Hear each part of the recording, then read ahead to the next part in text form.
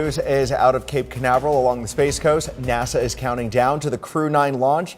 This launch got delayed by a couple of days because of Hurricane Helene earlier this week. That's right, but now NASA and SpaceX say that they are ready. All systems go. WESH 2 Senait Gebregiorgis is joining us live from the Kennedy Space Center. Senait, what can you tell us?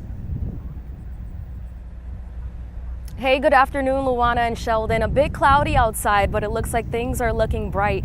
The SpaceX Crew-9 mission is set to launch at 1:17 p.m. These are two astronauts, one American and one Russian. NASA astronaut Nick Hague and Roscosmos cosmonaut Alexander Gorbanov. And you can see video of them there earlier today, walking to the elevator, out to their cars, driving to the pad, and then the crew getting inside the Dragon capsule. You know, this launch is unique for several reasons. You mentioned Hurricane Helene just 2 days ago when Florida dealt with that storm. Thursday was the original date for takeoff, but of course it had to be pushed back. And this was previously going to be a 4-person crew. Now it's just 2 people. They had to make room on the flight to bring the Boeing Starliner astronauts back home since they are stuck in space. Butch Wilmore and Sonny Williams have been up there for almost 4 months, and they were supposed to spend only about 8 days at the ISS. In early June, they flew to the space station on a test flight of Boeing's Starliner vehicle, and we've been reporting throughout the summer how their return to Earth was delayed multiple times after encountering technical difficulties. And as for this Crew-9 mission, NASA says it's the first human space flight to take off from the Space Launch Complex 40. Once the men arrive to the ISS, they'll conduct groundbreaking research that should last for about 5 months, and the targeted docking time is approximately 5:30 tomorrow evening. And now let's listen in to the final countdown. It looks like we have 30 seconds. Now that we are in countdown, the flight computer on Dragon will switch to countdown mode. And we've also heard the flight termination system is armed. Go for launch. Freedom is go for launch.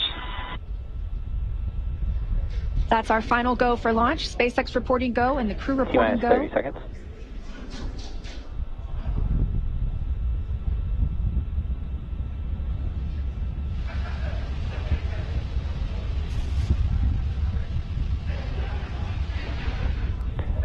Seconds.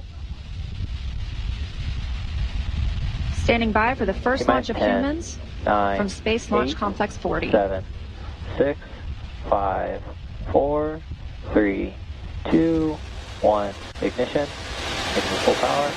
And liftoff. Crew-9. Go SpaceX. Go Falcon. Go NASA. Liftoff of Crew-9 now soaring to the International Space Station. Stage 1 Alpha. Stage 1 propulsion is nominal. Copy 1 Alpha. Those 9 Merlin engines now providing 1.7 million pounds of thrust, propelling Falcon 9 and Crew-9 and continuing to get good calls from teams here on the ground.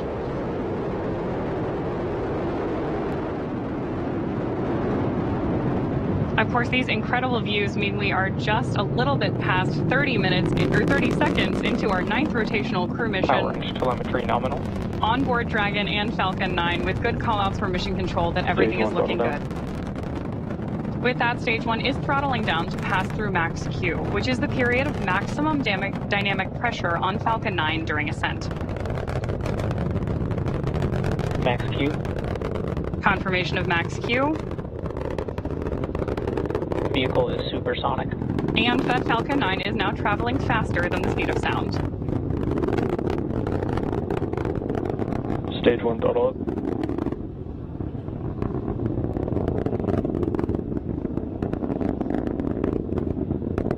Stage 1 Bravo. Copy 1 Bravo.